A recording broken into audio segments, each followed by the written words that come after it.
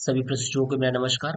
आप सभी का हमारे चैनल टीएसपी क्लासेस में एक बार फिर से बहुत बहुत स्वागत है। तो दोस्तों, आज हम इस वीडियो में बात करेंगे डीएलएड अर्थात बीटीसी फर्स्ट सेमेस्टर के साइंस के बारे में, क्योंकि ये साइंस का पहला क्लास होगा।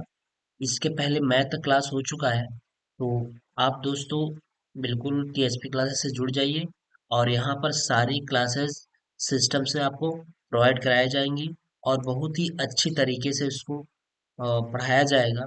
चीज़ों को कंटेंट जो तैयार किया जाएगा बहुत अच्छे तरीके से तैयार किया जाएगा। तो आप निस्संदेह टीएसपी क्लासेस से अवश्य जुड़ जाइए। तो चलिए हम लोग स्टार्ट करते हैं। आज साइंस का पहला पार्ट है ये सजीव वस्तुएं। सजीव वस्तुएं के बारे में पढ़ेंगे। यहाँ से प्रश्न खूब पूछा जाता है। Living and non living things के बारे में चीजें पूछी जाती हैं और इससे जितने भी टॉपिक बनते हैं और जितने भी क्वेश्चन बनते हैं वो काफी इंपॉर्टेंट हो जाते हैं। तो चलिए देखते हैं हम लोग सजीव वस्तुओं के बारे में। द लिविंग थिंग्स, सजीव वस्तुएं। ठीक। तो इसमें सबसे पहले हम पढ़ेंगे कि सजीव वस्तुएं क्या है, लिविंग थिंग क्या है, इसके बारे में देखेंगे। तो देखिए यहाँ पे है कि पृथ्वी पर पाए जाने वाले वे समस्त जीव जिनमें जीवन पाया जाता है और जिनमें श्वसन जैसी पोषण महत्वपूर्ण क्रियाएं होती हैं सजीव कहलाता है। आपको पता होगा कि पृथ्वी पर पाए जाने वाले समस्त जीव जिनमें क्या होता है, जीवन होता है, यानी जो जीवित होते हैं, जो जिंदा होते हैं, जिन जिसमें श्वसन जैसी क्रियाएं, पोषण इत्यादि क्रियाएं होती हैं, इंपॉर्टेंट क्रियाएं होती हैं, वो सब हमारी क्या कहलाती हैं, सजीव वस्तुएं। यानी कि जिसमें एक तरीके का जीवन हो वो क्या कहलाएगा, सजीव वस्तुएं कहलाएगी। जैसे पेड़ पौधे में भी जीवन होता है क्योंकि ये प्रकाश संश्लेषण क्रिया क्रिया के द्वारा भोजन बनाते हैं और श्वसन जैसी क्रियाएं इनमें भी होती है। आपको पता होगा कि पेड़ पौधे जो होते हैं वो ऑक्सीजन छोड़ते हैं और कार्बन डाइऑक्साइड ग्रहण करते हैं। ठीक है। और हम लोग क्या करते हैं, जो व्यक्ति होता है, मनुष्य होता है, वो क्या करता है, ऑक्सीजन लेता है, कार्बन डाइऑक्साइड ऑक्साइड छोड़ता है। यानी पेड़ पौधे और मानव में जस्ट अपोजिट की क्रियाएं होती हैं। ठीक है। तो इसमें भी श्वसन होता है। पेड़ पौधों में भी श्वसन होता है, जीव जंतुओं में भी श्वसन जैसी क्रियाएं होती हैं, पशु पक्षियों में भी श्वसन जैसी क्रियाएं होती हैं। तरह तरह की सारी चीजें जो एक मनुष्य में होता है वो सब सारी चीजें पशु पक्षी जीव जंतु में लगभग लगभग चीजें होती हैं। सूक्ष्म जीव तथा मनुष्य ये सब क्या है, सजीव वस्तुओं की श्रेणी में आते हैं। किसकी श्रेणी में आते हैं, सजीव वस्तुओं की श्रेणी में आते हैं। ठीक है। तो आप इसको ध्यान दीजिएगा। प्रश्न पूछा जा चुका है ये। अगला देखिए, फिर कह रहा है निर्जीव वस्तुएं, यानी कि नॉन लिविंग थिंग्स। जो हम नॉन लिविंग थिंग्स देंगे देखेंगे वो सजीव वस्तुओं का जस्ट अपोजिट होगा। जो हमारी सजीव वस्तुओं में क्रियाएं होती थी वो नॉन लिविंग वस्तुएं में यानी कि निर्जीव वस्तुओं में वो क्रियाएं नहीं होंगी, उसका जस्ट अपोजिट होता है। तो जैसे इसमें ये दिया है कि पृथ्वी पर पाई जाने वाली वे सभी चीजें जिनमें जीवन नहीं पाया जाता है। अगर उसमें जीवन नहीं पाया जाएगा तो स्वाभाविक सी बात है श्वसन जैसी पोषण जैसी क्रियाएं बिल्कुल नहीं होंगी। ठीक है। तो इसमें श्वसन प्रजनन, श्वसन हुआ, पोषण हुआ, पोषण पोषण प्रजनन आज सभी क्रियाएं नहीं होती। वे सभी क्या कहलाते हैं, निर्जीव कहलाते हैं, यानी नॉन लिविंग थिंग्स कहलाते हैं। नॉन लिविंग थिंग्स, वे सभी हमारे क्या कहलाते हैं, नॉन लिविंग थिंग्स कहलाते हैं। ठीक है। जैसे रेलगाड़ी। आपको पता होगा कि रेलगाड़ी तो क्या होगा, रेलगाड़ी एक ईंधन से चलती है। इसमें कोई श्वसन क्रिया से संबंधित तो है नहीं, प्रजनन तो होता नहीं है, पोषण तो होता नहीं है। इसको जब तक हम ईंधन देंगे तब तक चलेगी, नहीं तो बंद हो जाएगी। ठीक है।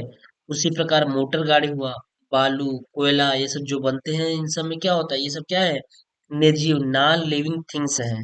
इनमें श्वसन वगैरह की क्रियाएं नहीं होती, प्रजनन क्रियाएं नहीं होती, पोषण क्रियाएं नहीं होती है। ठीक है। चलिए अगला देखिए, सजीवों के लक्षण। ये प्रश्न पूछा जाता है एग्जाम में ये प्रश्न एग्जाम में पूछा जाता है कि निम्नलिखित में से यानी कि सजीवों के कोई एक लक्षण लिखिए, ऐसा प्रश्न पूछा जाता है और पूछा भी गया है। ये 2019 में देखिए यहाँ पे है, 2019 में पूछा गया है। अब ऐसा नहीं कहेगा कि सजीवों के लक्षण, सारे लक्षण लिख दीजिए, एक लक्षण, दो लक्षण, तीन लक्षण पूछ लेगा। वो जैसा डिपेंड करता है किस तरीके का प्रश्न पूछ रहा है। अगर अति लघु उत्तरी में एक नंबर का पूछ रहा है तो एक या दो लक्षण पूछ लेगा। अगर हाँ लघु उत्तरी में दो नंबर का प्रश्न पूछ रहा है तो उसमें तीन चार लक्षण पूछ सकता है। ठीक है, इस चीज का ध्यान रखना है। ठीक है ना। चलिए आगे देखिए, आगे हमारा क्या है। अब सजीवों के लक्षण में क्या देखते हैं, कैरेक्टरिस्टिक्स ऑफ लिविंग। सजीवों के लक्षण निम्न है। पहला क्या है, निश्चित आकार एवं माप। जो सजीव होते हैं उनके आकार निश्चित और माप भी क्या होती हैं, निश्चित होती हैं। दूसरा है कोशिकी संरचना। देखिए सजीवों में कोशिकी संरचना होती है, निर्जीव वस्तुओं में कोशिकी संरचनाओं से संबंधित कोई नहीं होता। इसमें नर्वस सिस्टम सारी सारी चीजें होती है, नर्वस सिस्टम, ब्लड सर्कुलेटिंग, सारी संबंधित चीजें होती हैं। उसके बाद शारीरिक संगठन, यानी इसमें क्या होता है, शारीरिक संगठन होता है। फिर उपापचय, उपापचय क्रिया होती है सजीवों में। श्वसन की क्रिया होती है, पोषण की क्रिया होती है। उसका वृद्धि की क्रिया होती है सजीव में। उत्सर्जन होता है, मोशन या अर्थात गति होती है, यानी ये वृद्धि करते हैं, गति करते हैं। ठीक है, ये सब सारी लक्षण किसके हैं, सजीवों के लक्षण हैं। यहाँ से प्रश्न अवश्य पूछा जाता है और 2019 में ये प्रश्न पूछा भी गया है। ठीक है, कि सजीवों को कोई एक लक्षण लिखिए, ऐसा पूछा गया, एक नंबर पूछा गया है। तो ये सजीवों के लक्षण हैं, इनको अच्छी तरीके से ध्यान दीजिएगा। इस लक्षण को 9-10 लक्षण को आप याद रखेंगे तो इससे आपको ये फायदा होगा कि अगर ये लघु उत्तरी में प्रश्न पूछ रहा है तो एक लक्षण नहीं पूछेगा, वहां 4 5 6 लक्षण आपको लिखना होगा। तो इसलिए याद रखिएगा। बहुत सारी चीजें आपको पता भी होगा कि श्वसन, पोषण, वृद्धि, उत्सर्जन, गति, ये सब सारी चीजें तो आपको पता होगा, वैसे ही पता होगा। तो 4 5 6 तो ऐसे ही याद हो जाएगा। तो इसको याद रखिएगा, क्योंकि सजीवों का लक्षण पूछा जाता है, प्रश्न इंपॉर्टेंट है। उसके बाद संवेदनशीलता तथा अनुकूलन, एक होता है सेंसिटिव और ये अनुकूलन है। प्रजनन हो गया, जीवन चक्र, यानी लाइफ साइकिल कैसी हमारी चल रही है, वो जीवन चक्र एक दूसरे के बाद बदलता रहता है। तो ये 12 आपके लक्षण हैं, इनको याद रखिएगा। फिर एक इम्पोर्टेंट प्रश्न ये भी आता है कि सजीव एवं निर्जीव में अंतर। सजीव और निर्जीव में क्या अंतर है, इसके बारे में बताना है। ठीक है, तो चलिए जो हम पढ़े हैं सजीव और निर्जीव के बारे में उसी से हम अंतर कर लेंगे। देखिए एक तरफ आप अंतर का आधार लिख लीजिएगा कि अंतर किस किस चीज में होता है। दूसरी तरफ आप सजीव लिख लीजिएगा, लिविंग थिंग्स, लिविंग, और ये क्या हो जाएगा, तीसरे नॉन लिविंग, है ना, नॉन लिविंग। ठीक, तो लिविंग में इसमें देखिएगा, सजीव में निश्चित आकार एवं माप, यानी किसमें आकार और माप निश्चित होता है और किसमें नहीं। तो सजीव वस्तुओं की आकृति एवं आकार क्या होती है, निश्चित होती है। लेकिन निर्जीव में क्या होता है, निर्जीव वस्तुओं की आकृति एवं आकार क्या होती है, अनिश्चित। इसकी आकृति और आकार अनिश्चित होता है, निश्चित नहीं होता। क्योंकि निर्जीव को क्या होता है, निर्जीव को मनुष्य मॉडिफाई करता है, निर्जीव को मनुष्य बनाता है, इसलिए इसका आकार निश्चित वगैरह नहीं होता है। जैसा उसको आकार चाहिए होता है वैसा मनुष्य व्यक्ति उसको आकार दे देता है। ठीक है, उसके बाद आता है श्वसन, कि श्वसन की क्रिया किसमें होती है। तो देखिए सजीवों में श्वसन की क्रिया होती है, जिसके फलस्वरूप उनको ऊर्जा प्राप्त होती है। सॉरी, सजीवों में क्या होती है, श्वसन क्रिया होती है, जिसके फलस्वरूप उनको ऊर्जा प्राप्त होती है। और निर्जीवों में श्वसन की क्रिया नहीं होती, यानी पहले ही पढ़ाया गया है सजीव और निर्जीव। इन सजीवों में क्या होता है, श्वसन की क्रिया होती है, और उसी श्वसन की क्रिया से उनको क्या प्राप्त होता है, ऊर्जा प्राप्त होता है। और निर्जीवों में क्या होता है कि इसमें श्वसन की क्रिया नहीं होती है। जब श्वसन की क्रिया नहीं होगी तो उनको ऊर्जा प्राप्त होने से कोई मतलब नहीं है। उनको ऊर्जा प्राप्त करने के लिए एडिशनल चीजें ऐड की जाती हैं, जैसे उनको ईंधन दिया जाता है तो इससे उनको ऊर्जा प्राप्त होती है और वो चलती हैं। ये सब सारी प्रक्रियाएं होती हैं। फिर आता है पोषण। पोषण में क्या होता है, सभी सजीव भोजन ग्रहण करते हैं, शारीरिक क्रियाओं के लिए ऊर्जा इन्हें भोजन से ही प्राप्त होता है। यानी जो पोषण होगा, सजीव में पोषण होगा क्योंकि वो भोजन ग्रहण करेंगे। जब भोजन ग्रहण करेंगे तभी तो उनकी शारीरिक क्रियाओं में विकास वगैरह होगा। और निर्जीवों में क्या होता है कि निर्जीवों को भोजन की आवश्यकता नहीं होती क्योंकि इनमें कोई जैविक क्रियाएं नहीं होती, इनमें भोजन की आवश्यकता नहीं होती। हाँ, इसको भोजन के रूप में ईंधन की आवश्यकता होती है। यानी ईंधन हम देंगे, जैसे मोटर गाड़ी है, पेट्रोल डीजल है ना, इन सब से चलती है, तो इन सबको हमें ईंधन के रूप में दिया जाना आवश्यक होता है। अगर हम ये नहीं देंगे तो वो चलेंगी नहीं। फिर अगला कह रहा है, चौथा पॉइंट कह रहा है वृद्धि, ग्रोथ जिसको बोलते हैं। तो वृद्धि में क्या होता है कि सजीवों में आंतरिक परिवर्तन के द्वारा वृद्धि होती है। सजीवों में आंतरिक परिवर्तन के द्वारा, यानी उसके इंटरनल एक्सचेंज के द्वारा उसमें क्या होती है, ग्रोथ होता है, वृद्धि होती है। आंतरिक परिवर्तन के कारण जब हम पोषण लेंगे तो हमारे अंदर क्या होगा, वृद्धि भी होगा। और निर्जीवों में क्या होता है, इसमें निर्जीवों में बाह्य कणों के जमने से वृद्धि होती है। इसमें क्या होता है, बाहरी कणों के जमने से, यानी बाहरी कण अगर उसको प्रोवाइड कराया जाएगा तब जाकर उसमें क्या होगी, वृद्धि होगी। जैसे अगर हमें अगर ट्रेन बनानी है तो रेलगाड़ी बनानी है तो रेलगाड़ी में क्या करेंगे, अगर उसमें वृद्धि करानी है तो क्या करेंगे, उसके बोगियों को आप जोड़ते जाइए और बड़ा कर दीजिए, या उसमें कोई एडिशनल बढ़िया और भी चीजें अगर मॉडिफाई करनी है तो उसको लग्जरी टाइप बना दीजिए।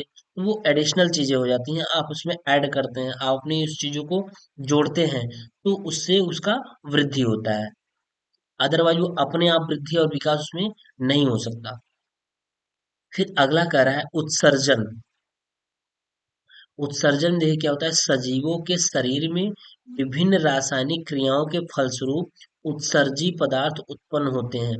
सजीवों के शरीर में विभिन्न रासायनिक क्रियाओं के फलस्वरूप, देखिए उत्सर्जन में होता क्या है कि इसमें आपके अंदर बहुत सारी केमिकल होती हैं। केमिकल्स क्या होती है, जैसे जब आप किसी चीज को खाते हैं तो वो केमिकल क्या करती है, उसमें रासायनिक अपक्रियाएं करती हैं। जब रासायनिक अपक्रियाएं करेंगी तो भोजन का जैसे पचाना हुआ, बहुत सारी चीजें ऐसी हुई, तो वो क्या करेगी, रासायनिक क्रियाएं, रासायनिक चीजें उसमें मिल करके उसको पचाने का कार्य करेंगी। जैसे ही आप खाना खाना स्टार्ट करते हैं तो आप मुंह के अंदर जाता है तो क्या होता है कि लार लार के थ्रू आपके जो खाना होता है, पहले लार उसमें मिलता है, तो मिलता है तो उस भोजन को स्वादिष्ट बना देता है।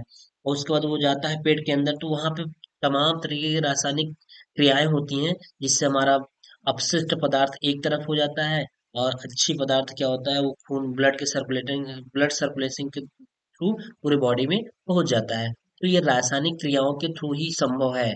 ठीक है। और निर्जीवों में क्या होता है, उत्सर्जन क्रिया नहीं होती। जब इसमें उत्सर्जन की क्रिया हो, यानी रासायनिक क्रियाएं होंगी नहीं तो उत्सर्जन की क्रिया होगी ही नहीं। ये चीजें हैं। फिर अगला है गति, मोशन। गति में क्या होता है कि सजीवों में आंतरिक शक्ति के कारण क्या होती है, गति होती है, क्योंकि जब हम पोषण लेते हैं तो हमारे अंदर आंतरिक शक्ति या आंतरिक विकास होता है। जब आंतरिक विकास होगा तो उससे यार क्या होगी, गति उत्पन्न होती है। तो ये चीजें हैं। फिर निर्जीव में क्या होता है, इसमें इस प्रकार की गति नहीं होती, बाह्य शक्ति के कारण गति होती है। बिल्कुल जैसे बाह्य शक्ति हमने बताया कि आप ईंधन बाहरी से ईंधन देंगे तो क्या होगा, वो उसमें गति होगी। पेट्रोल डीजल अगर अपनी बाइक या मोटर गाड़ी में डालेंगे तभी वो क्या होगा, चलेगा। अदरवाइज जैसे ही डीजल या पेट्रोल खत्म हो जाएगा वो चलना बंद हो जाएगा। ठीक है, तो ये होता है। फिर आता है सतवां, प्रजनन। प्रजनन, सजीव अपनी जैसी संतान उत्पन्न करते हैं, यानी जितने भी सजीव हैं, जैसे मानव है तो अब मानव जैसा संतान उत्पन्न करेगा। अगर जंतु है तो जंतु जैसा, जो भी जंतु है वो, भैंस है तो भैंस जैसा अपनी संतान उत्पन्न करेगा, गाय है तो गाय जैसे संतान उत्पन्न करेगा। एक ही जैसे संतान नहीं उत्पन्न होते हैं, मतलब सजीव अपने जैसे संतान क्या करते हैं, उत्पन्न करते हैं। तो यानी इसमें प्रजनन होता है, और इसमें प्रजनन नहीं होता क्योंकि ये क्या है, निर्जीव है तो इसमें प्रजनन होगा ही नहीं, है ना।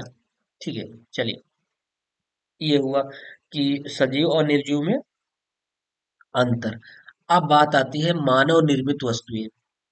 बात ये होती है कि मानव निर्मित वस्तुएं होती हैं, कि मानव निर्मित वस्तुएं कैसे होती हैं, किस तरीके से क्या होती है।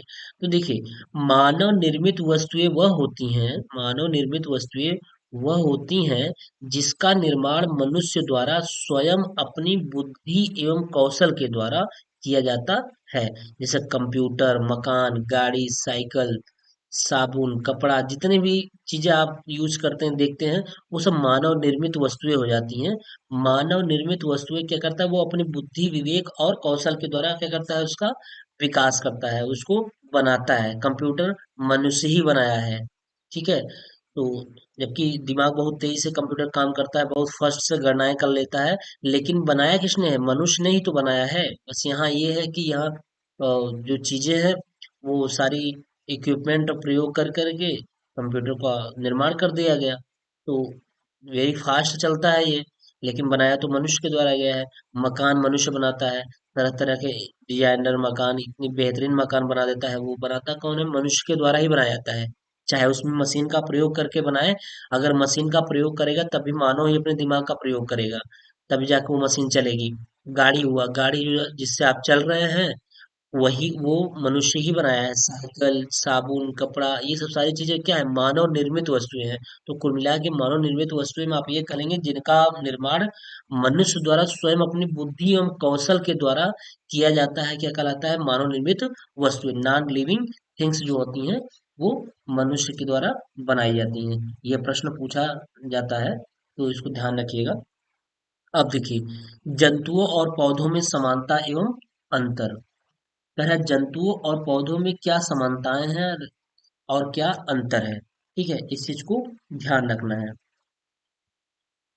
देखिए, समानता पहले देख लीजिए, इक्वलिटी देख लीजिए, equality and difference between animals and plants. Equality देख लीजिए, इसमें क्या है कि जंतुओं एवं पौधों में समानताएं तथा अंतर को निम्न 5 बिंदुओं के आधार पर समझा जाता है। पहला क्या है? जंतु एवं पौधे दोनों गतिशीलता होती है।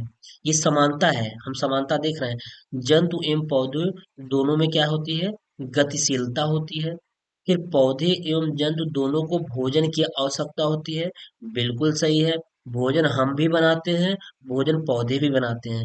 पौधे अपना भोजन कहाँ से बनाते हैं? सूर्य की प्रकाश के द्वारा, प्रकाश संश्लेषण की क्रिया के द्वारा अपना भोजन बनाते हैं। ठीक है, तभी जाके वो हरे भरे रहते हैं, उनकी पत्तियां हरी भरी रहती हैं, क्लोरोफिल के कारण हरी भरी रहती हैं।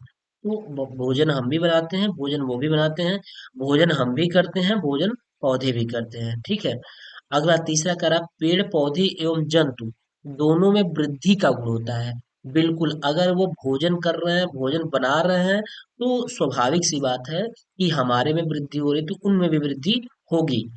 निसंदेह वृद्धि होती है। तभी तो पौधा क्या होता है, पहले हम छोटे से बीज को डालते हैं उसमें, बीज धीरे धीरे उगता है, छोटा छोटा होते बड़ा बड़ा बड़ा होते हुए वो एक पौधे का पौधे से पेड़ का निर्माण कर लेता है।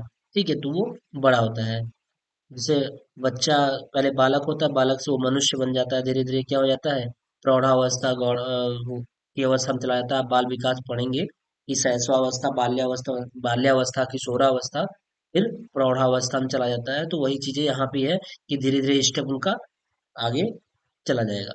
फिर अगला होता है, जंतु एवं पौधे दोनों संवेदनशील होते हैं, बिल्कुल सेंसिटिव होते हैं। दोनों जंतु और पौधे दोनों सेंसिटिव होते हैं। फिर होता है, पौधे एवं जंतु दोनों ही श्वसन प्रक्रिया करते हैं। पौधों में भी श्वसन की क्रियाएं होती हैं और जंतुओं में भी श्वसन की क्रियाएं होती हैं। ठीक। अगला देखिए, कह रहा है, ये तो हमारी समानता हो गई। अब नेक्स्ट हमारा है अंतर, है डिफरेंस है। डिफरेंस क्या होता है? पौधे एवं जंतुओं में डिफरेंस क्या है? अभी तक तो आप समानता पढ़े हैं, अब डिफरेंस देखिए क्या है। पौधों में वृद्धि विशाल रूप में होती है तथा जीव जंतुओं में वृद्धि एक निश्चित सीमा तक होती है। पौधे क्या होते हैं? बहुत बड़े हो जाते हैं, बहुत विशाल हो जाते हैं, इनकी उम्र बहुत लंबी हो जाती है, 200 साल, 250 साल, 150 साल, कुछ ऐसे पौधे होते हैं। ठीक है, और जंतुओं में वृद्धि एक निश्चित सीमा के बाद अब वो घटने लगेगी।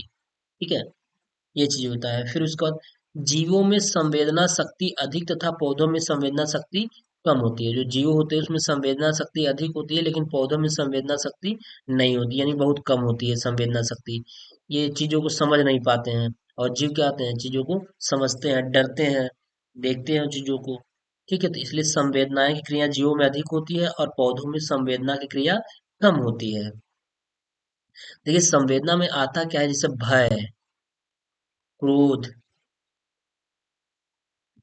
ठीक है, भय हुआ, क्रोध हुआ, प्यार हुआ, ये सब सारी चीजें संवेदना में आती है। तो ये पौधों में कहाँ संभव है? पौधों में ये संभव नहीं होता है। ठीक है। संवेदना की क्रियाएं नहीं होती है, भय क्रोध प्यार ये सब जीवों में होता है। ठीक है, तो ये चीज संवेदना है। आप बाल विकास में संवेदना पढ़ेंगे, बालक से संबंधित पढ़ते हैं वहां पे। फिर अगला कह रहा है दोनों ही श्वसन क्रिया करते हैं, पौधे श्वसन क्रिया के फलस्वरूप CO2 छोड़ते हैं। अब देखिए, पौधे श्वसन क्रिया के फलस्वरूप CO2 छोड़ते हैं, जबकि जीव जंतु O2 ग्रहण करते हैं और CO2 छोड़ते हैं।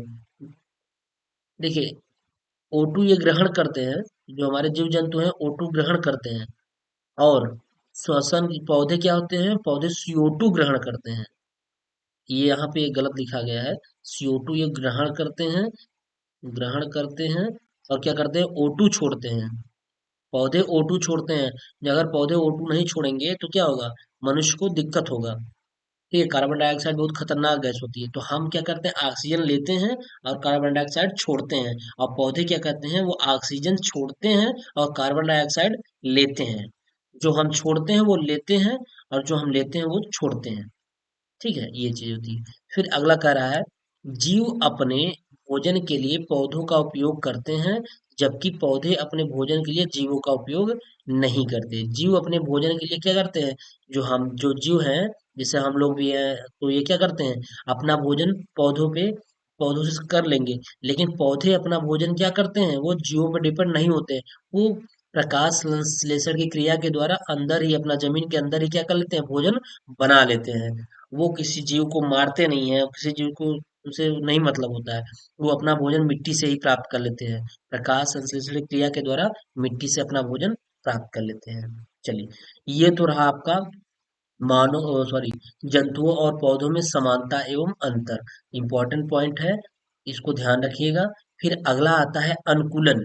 अनुकूलन क्या है, लास्ट टॉपिक है अनुकूलन।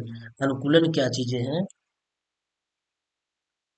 देखिए, किसी विशेष वातावरण में सुगमता पूर्वक जीवन व्यतीत करने एवं वंश वृद्धि के लिए जीवों के शरीर में रचनात्मक एवं क्रियात्मक अस्थायी परिवर्तन उत्पन्न होने की प्रक्रिया को अनुकूलन कहते हैं।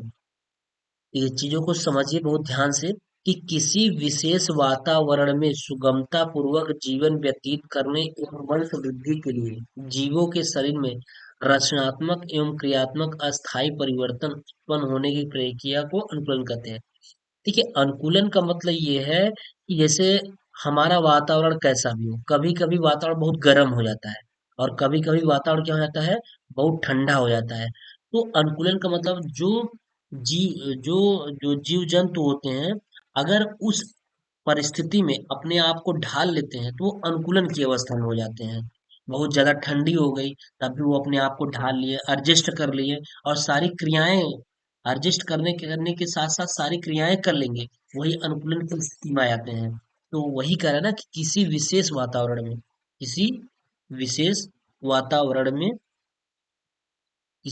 वातावरण में सुगमता पूर्वक जीवन व्यतीत करना, यानी आसानी से अपने जीवन को व्यतीत कर लें और वंश वृद्धि भी कर लें। ऐसा नहीं कि केवल जीवन व्यतीत कर रहे हैं, वंश वृद्धि यानी उनमें प्रजनन व क्रिया क्रिया ना हो पाए, ऐसा नहीं है। वंश वृद्धि के लिए जीवों के शरीर में रचनात्मक एवं क्रियात्मक, यानी उसी तरीके से उनकी रचना की जाती है कि जैसी भी परिस्थिति आएगी उसमें वो चीजें एक्टिव हो जाएंगी। अभी आगे आप पढ़ेंगे कि कैसी कैसी रचनात्मक और कैसी कैसी क्रियात्मक परिवर्तन होते हैं, तो ये अनुकूलन में आता है आगे। तो मतलब ऐसी बॉडी बनाई जाती है कि जैसी परिस्थिति बनती है उसी के अकॉर्डिंग हमारी बॉडी उसकी रचना की जाती है। उसमें क्रियाएं ऐसी होती हैं कि वो उसको एब्जॉर्ब कर लेता है, यानी उसको आसानी से सह लेता है, और प्रक्रियाएं चलती रहती है सारी। वही हमारा अनुकूलन कहलाता है। जैसे उदाहरण देखिए, पेड़ों की चोटी पर भोजन करने के लिए जिराफों की लंबी गर्दन जन अब देखिए, जिराफ की जो लंबी गर्दन होती है, वो इसकी ऐसी बनावट है कि उसकी गर्दन क्या है, लंबी है। तो वो अपना भोजन जमीन पे तो करेगा नहीं, अपना भोजन क्या करेगा, वो अपनी गर्दन को उठा करके चोटी से भोजन ग्रहण करेगा, पेड़ों को खाएगा, टहनियों को खाएगा।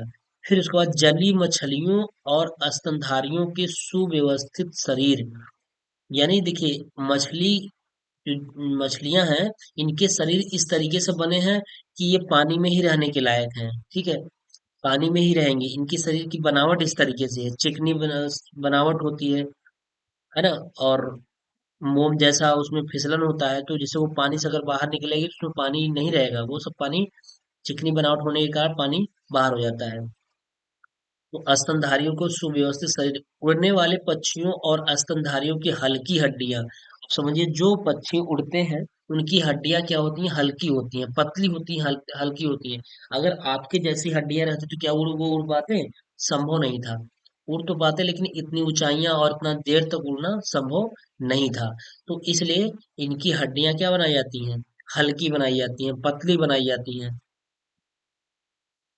और और मांसाहारियों के लंबे खंजर जैसे कैनाइन दांत शामिल है, यानी इनके लंबे खंजर, जिससे क्या कर ले ये ना शिकार कर लें। खंजर मतलब इतनी तेज होनी चाहिए इसके दांत, और किसी के पंजे इतने तेज होते हैं, क्योंकि उन्हीं से उनका अपना भोजन मिलता है। जैसे शेर हुआ, अगर उसके पंजे इतने तगड़े नहीं रहेंगे, उसके दांत इतने तगड़े नहीं रहेंगे, तो अपना भोजन कर नहीं पाएगा।